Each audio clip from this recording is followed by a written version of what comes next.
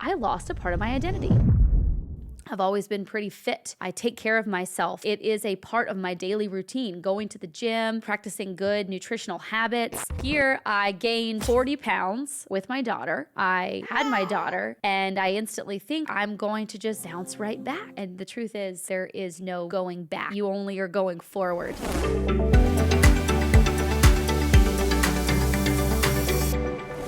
Welcome back, you guys, to another episode of the Beyond the Scale podcast. I'm your host, Katherine, and I'm excited to dive into today's topic, and that is navigating periods of change in your life. And I'm going to share some really personal stories with you guys today and talk about some areas in my life, some times in my life where I have had to navigate change and really adopt a new identity. And so the first one that really comes to mind and the first story to share with you all is really when I transitioned into a 8-to-5 job working for someone else to then starting my own business. And that was so challenging, but so rewarding at the same time. And I was navigating waters that I had never been in before. And there were so many days where I would doubt myself. I would question this decision that I had made. And I would seek approval from others. And I would seek advice from others that really couldn't help my situation. They really couldn't do anything for me. But it was like I needed that validation. I needed someone to say, you're making the right decision, or it's okay, you're going to get through this. And so I know that there are so many situations that we all find ourselves in where we are feeling like that. We are feeling like, am I making the right decision? Should I be doing this? This is something that doesn't make me feel comfortable. I'm not comfortable being uncomfortable right now. And so when I transitioned to working for someone else to then being my own boss, there were days where I was like, am I working enough? Am I working too much? Am I spending enough time with my family?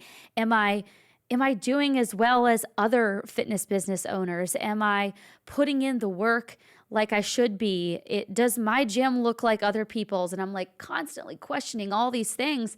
And it's because it's new. And when something is new, it is challenging. But just know that you're not alone in that feeling. And we all are going to have these seasons of life where we're navigating change. But even during those seasons, we still have responsibilities to ourselves and to our family and to our friends and the people that we're responsible for taking care of. We still have to have those responsibilities and those foundational habits in our schedule and our routine that are going to carry on through these challenging times. Another example would be when I had my daughter. Talk about self-esteem and confidence. That was very challenging for me. So, I was in the fitness business. I'm in the fitness business. I've always been pretty fit. I take care of myself. It is a part of my daily routine, going to the gym, practicing good nutritional habits. And so here I gained 40 pounds with my daughter. I had my daughter, and I instantly think I'm going to just bounce right back. And the truth is, there is no going back. You only are going forward. You might get back to that pre-pregnancy weight, but your body has changed, and it has changed forever. And so navigating that change was so difficult for me. This is a 2-part change that I went through. With the identity shift, it was here my body was changing. I didn't recognize my body in the mirror. I didn't have the confidence that I used to have. And I was really struggling with that as a fitness professional because I just kind of had this mindset that I was going to have this baby, and within 6 weeks, I was going to start working out, and all of the weight was just going to fall off, and I was going to look just like I did pre-pregnancy. And it was not that easy. But then the other identity shift I had when I became a mother was I had this business that I was responsible for. I had people that looked up to me. But now I also had this child that I had to take care of. How was I supposed to be in 2 places at once? And that's when I had to get super serious about the leader that I wanted to be, the mother that I wanted to be. And I had to dig really deep and think about, how was I going to show up each day for my team and for my family? And so, talking about that body image, that mindset around my body image first, it took some serious work and some serious time. And I think that the hardest part for me in the beginning, when I was, looking in the mirror and realizing, okay, I look different. I do not look like I thought I was going to look after I had a baby. I think the hardest part was just reminding myself that, like, as long as I stay consistent, as long as I put in the reps, I will get to a point where I'm going to feel good. I'm going to like the way I look. Things are going to change with my body, but it's going to take time. It took 9 months to grow this child inside me. It may take 9 months or more to feel like yourself again. And you see so much on the internet about how, like, 6 weeks postpartum, this is the workout that I'm doing. And the lady doesn't even look like she had a baby. It drives me insane because you don't know what they're doing with their other 23 hours a day. You don't know if they're starving themselves. You don't know if they're breastfeeding. You don't know what their sleep schedule looks like.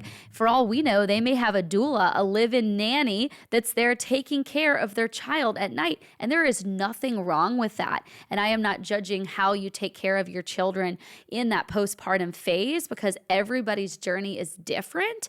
However, you don't likely know the full story that you see on social media. So please do not compare your postpartum journey to someone else's because you just don't know like what the big picture is. And so, again, going back to, I was in that space, in that fitness space, I was comparing other people in that space's life to mine and what theirs looked like and what I thought mine should look like. And so just taking a moment to stop and realize that like my situation was unique to me, and I was going to have to be okay with this journey, be okay with the fact that this is not going to just happen overnight.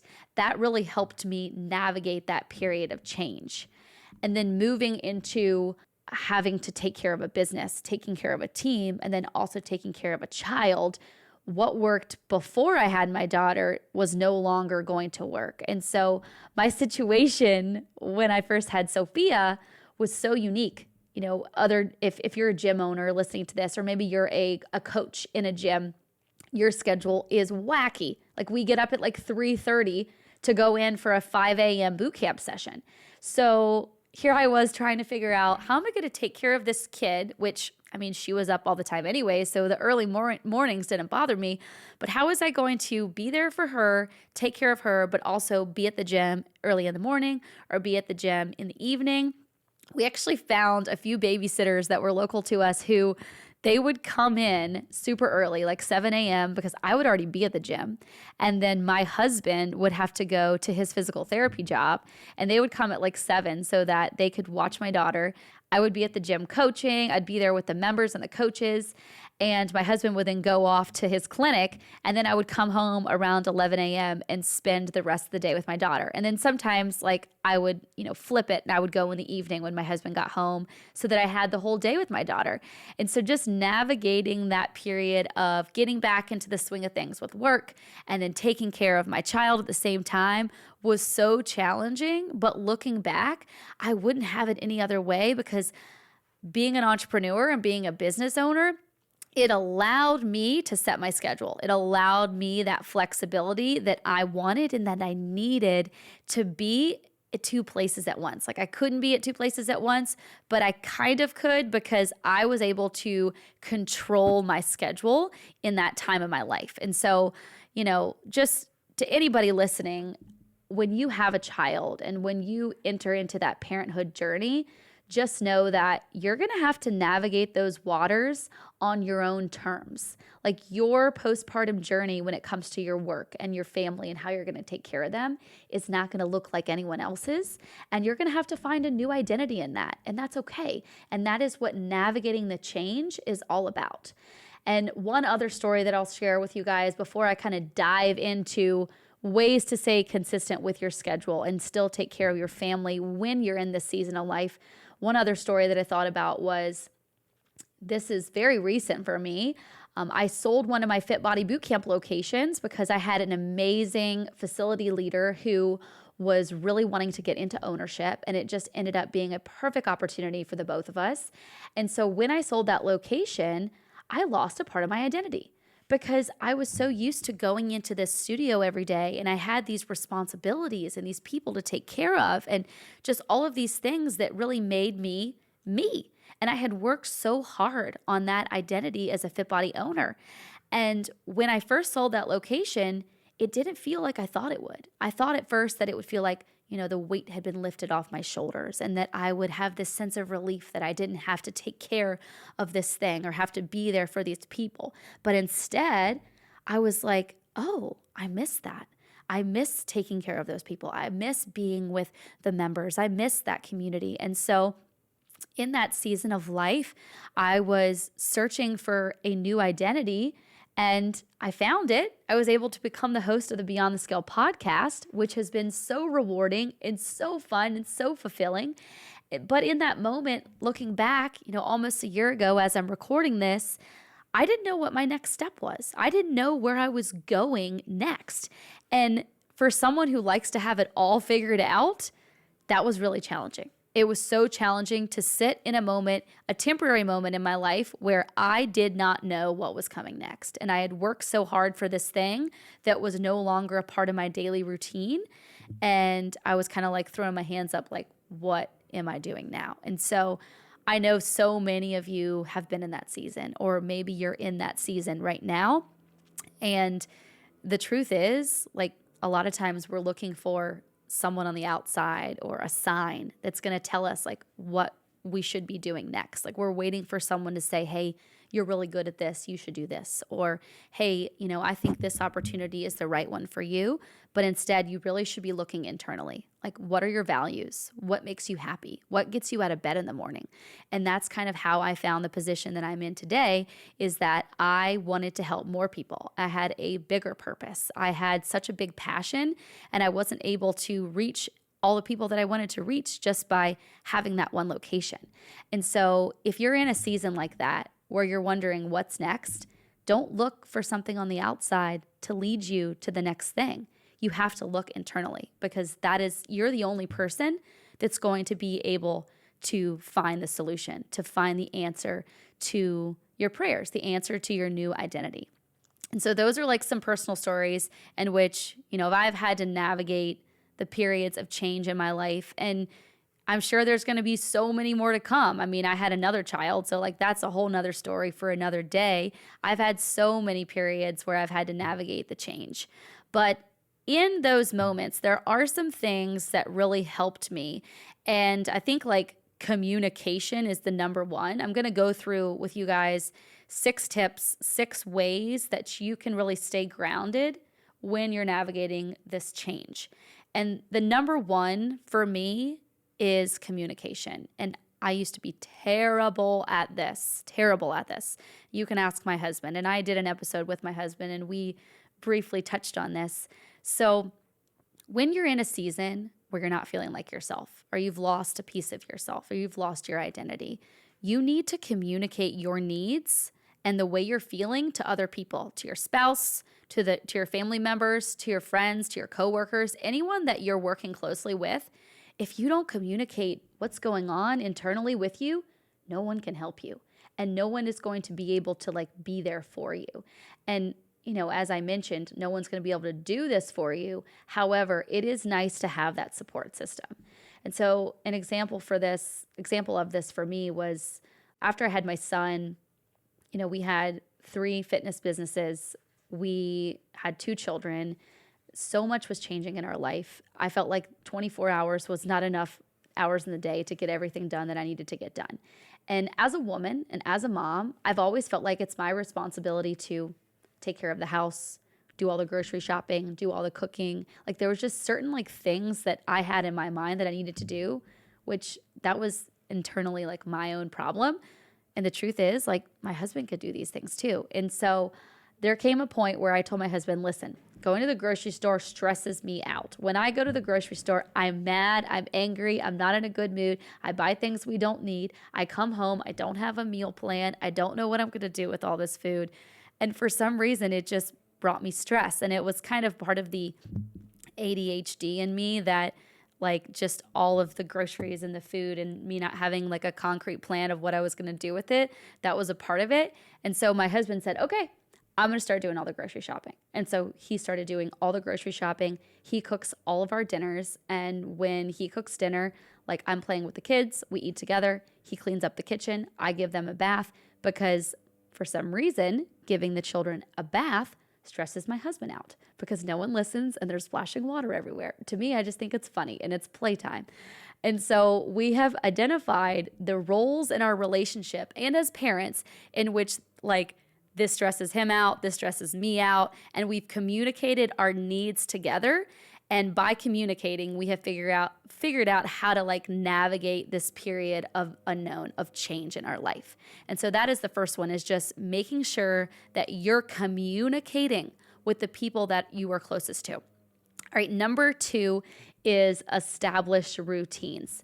Easier said than done, especially if you're a new parent. But when you're in a period of change, maybe you just lost your job or you quit your job and you're getting a new job. Let's just use that as an example. You know, when you're in that time, like when you're in that period, don't stop working out, don't stop eating healthy, don't stop doing all of these things to take care of yourself.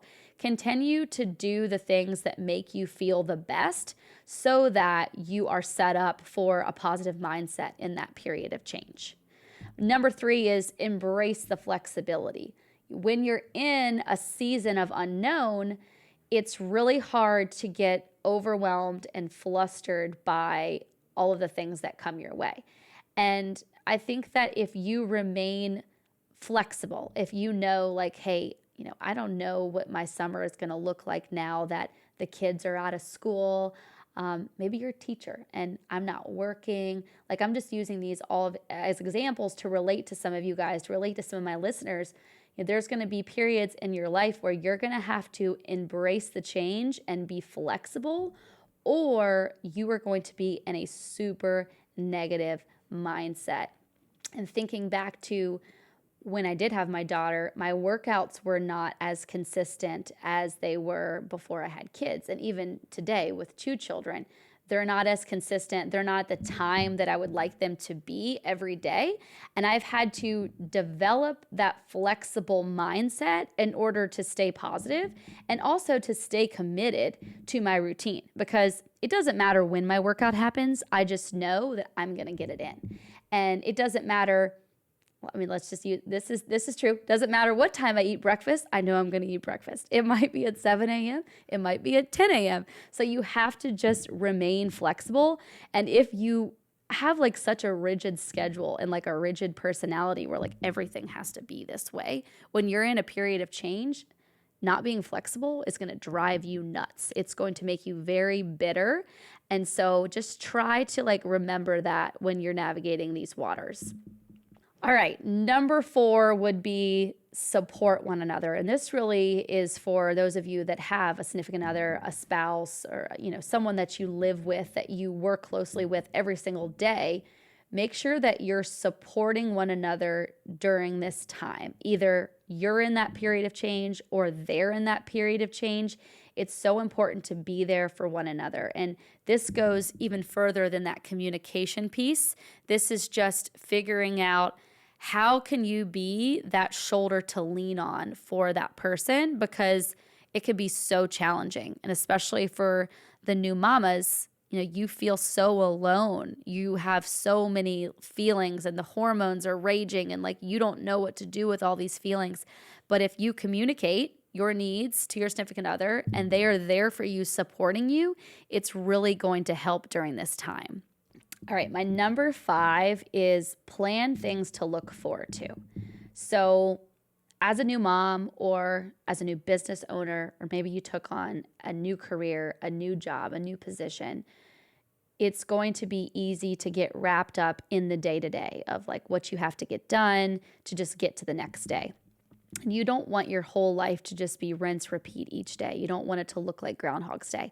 And so when you're in a season of change, when you're in a season of new, it's still important to have things to either a goal that you're working towards and you have a reward, or a trip that you have coming up, or something that you look forward to on the weekend.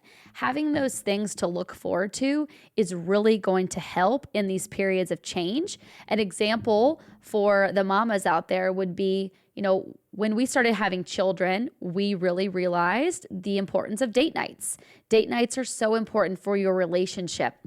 And they can even be date nights where you intentionally plan after bedtime, we're going to, make a pizza together and watch a movie, or go out on the back patio and open up a bottle of wine. Like, just the simplest things, like setting those dates with your spouse or your significant other, can help so much when you're in a period of change and you're not feeling like yourself. But because having those things to look forward to are going to help make you feel happy. And the more you do that, the more you are going to find happiness in your new identity and in that period of change in your life. And my last one for you guys is really to seek help. I'm not a therapist. I'm not a psychologist. Like, I am just giving you advice based on my own personal experiences.